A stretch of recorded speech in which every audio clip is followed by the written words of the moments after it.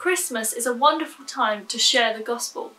So many people are coming along to church events, hearing the Christmas story, and are open to learning more about faith. But I think so often we don't really take advantage of this time. We retell the Christmas story, we hope people have a good time at these Christmas services, and then we just kind of hope that they come back again, even though we haven't particularly given them a reason to. So how could we be more intentional about sharing the gospel this Christmas? Well, today we have 5 ideas to share with you of ways that we can hopefully be a bit more intentional about this. Our first idea is to live out our faith. James 2 verses 14 to 17 say, "What good is it, my brothers and sisters, if someone claims to have faith but has no deeds?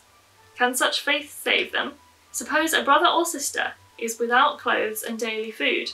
If one of you says to them, 'Go in peace, keep warm and well fed,' but does nothing about their physical needs, what good is it? In the same way, faith by itself, if it is not accompanied by action, is dead." James reminds us that our faith should move us to action. It shouldn't just be words, it should also lead us to do something.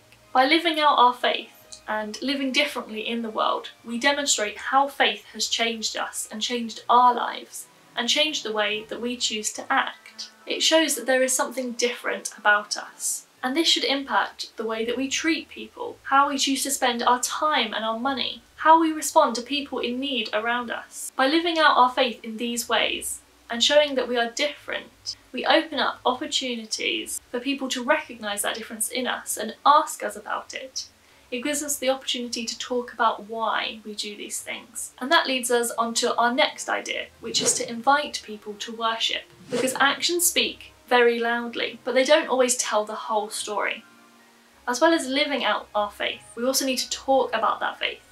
We need to explain why we act differently, why we do these things. Otherwise, the people that we meet may know we are different, but not necessarily know why, or how they could find out more. And as part of talking about why we are different, why we act differently, how our faith has driven us to action, we can invite people to worship. I think this is a really good opportunity to invite people to see for themselves and to find out more and to experience the same things that we have experienced. And this could be inviting someone to come along to a church event, a church service, or a carol service, or a nativity service that you're putting on. But it might not be that you're inviting them to church. It might be that you're inviting them to come along to your house group or your small group or your youth group. Or perhaps you're doing caroling out in the community and you could invite them along to that.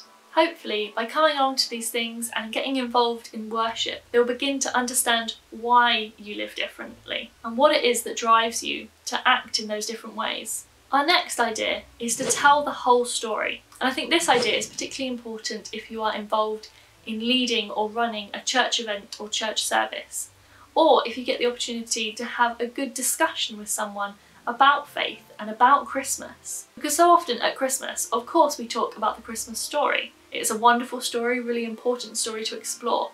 But so often we don't explain why this story is so important and how it fits into a much bigger picture. So talk about why it was so important that Jesus came, why he had to come in the first place, about what it meant for the people at the time and what they were expecting, and talk about what Jesus did after the Christmas story. What did he do in his lifetime and in his death? Talk about what he accomplished and what that means for us now. The Christmas story is a wonderful story on its own, but when you take it into the bigger picture, it becomes even more important, even more impressive, and even more impactful. So we don't want to miss those bits of the story out. Our next idea is to give meaningful and prayerful gifts. So think about those smaller gifts that perhaps you give out to your teachers or to the postman or the milkman, or maybe to some of your neighbours. I think this is a really great opportunity to take the time to make something meaningful for them. Maybe it's some cakes or some sweets or biscuits, or perhaps you make a card for them. And when you give them these gifts, you could include a note, either praying for them, letting them know that you're praying for them, or telling them a bit about Jesus and about why you celebrate Christmas and why you're giving them this gift. And then you can also take the time to pray over those gifts before you give them and for the recipient, that this gift will have an impact on them and really make them think about Christmas and what it means. Our next idea is to explore the meaning of Christmas songs and Christmas carols together. And before we get too far into this one, do let me know down in the comments what is your favourite Christmas song or Christmas carol. I really love Christmas music and I'd love to hear some more new ideas from you guys. But there are so many great Christmas songs. There are great secular Christmas songs, there are some wonderful, beautiful Christmas carols, and there are some modern Christmas worship songs. And so many of them tell us something about God and about Christmas and what it means. So this is a really great opportunity to talk to people about what those songs mean and what they're talking about. Perhaps if you're both listening to them on the radio,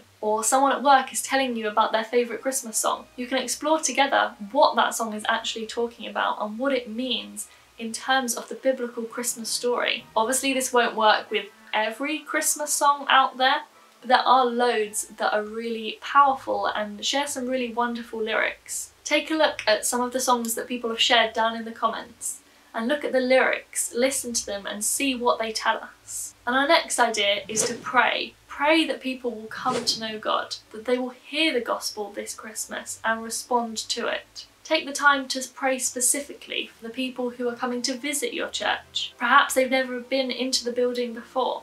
Perhaps it's their first time hearing the Christmas story. Pray for the children who are acting out the nativity story in your local area. Pray for your neighbours and the people that you meet around you. Pray for the people that you see at the Christmas events locally. Just take the time to bring these people before God and pray specifically that they will come to know God through this season. So, how do you share the gospel at Christmas? Let us know down in the comments if you have any ideas that you like to use at Christmas, or things that have worked really well for you in the past. But we hope you found this video helpful and perhaps it's given you some ideas. If it has, do give this video a big thumbs up and subscribe to see more videos from me and Arnold. And if you'd like to see a fun and Christmassy way to pray for specific people in your life, do check out this video right here. And we will see you soon for a new video. Bye!